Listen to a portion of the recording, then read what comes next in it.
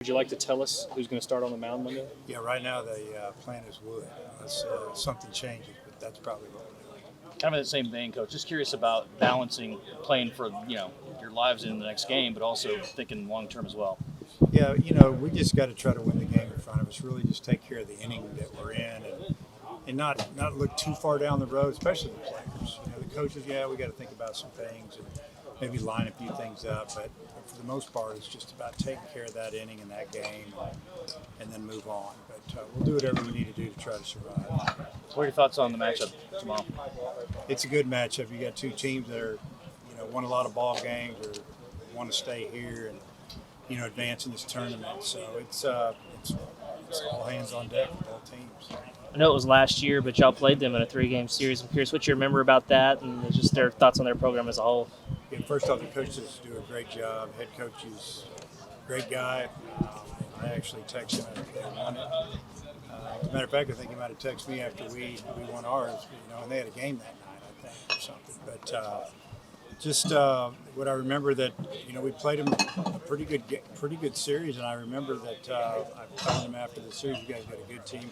I remember I really liked their shortstop, and he signed at the end of the year. But older team, and not scared. Played some big venues. It's going to be a tough game. Do you have a relationship with that coach, like prior relationship, or not really? Just from from playing him for the most part. See him out and about recruiting every now and then. Your offense has obviously been so good this postseason. What stands out about them at the plate? Again, physical.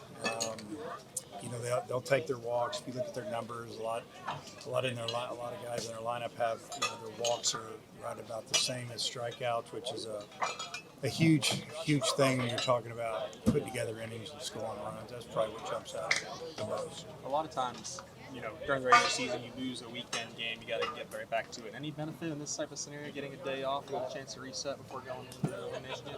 Yeah, you never know how that's going to play out. Sometimes playing the next day is a good thing if you go out and you win. Playing a game like that, a lot of emotion, a lot going on around you, so to speak, and might be good to have a day off. That's why I wanted to come out here today, just get out in the sun, play catch, stretch, swing the bat a little bit, and talk about Murray State and get our mind right and get ready for tomorrow. whether it's your approach or just general offense, what do you think needs to change going into tomorrow from Saturday? Well, really, I think the issue yesterday was their pitching. It was amazing. I've said the arms in this league are amazing, and LSU has the most and the best. You got a lefty that's now 11-1. It's going to be a first-round pick, and he's only 20 years old.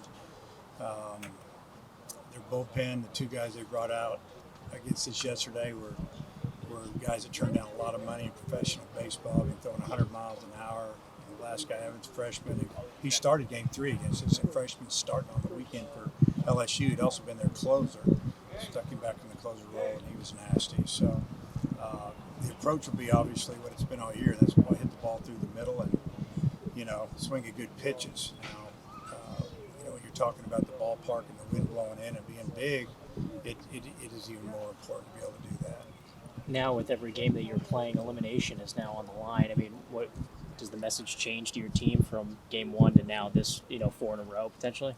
Well, we don't talk about 4 in a row. We talk about trying to win tomorrow and win that inning, like I just mentioned. So, these guys know. It's like when you're struggling on the weekend.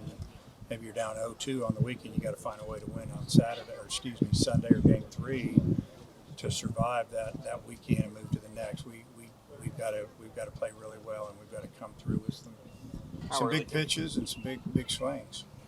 I apologize. How early can Zach come back? Any idea when he might be available? Yeah, he'd probably be available in the next day or two.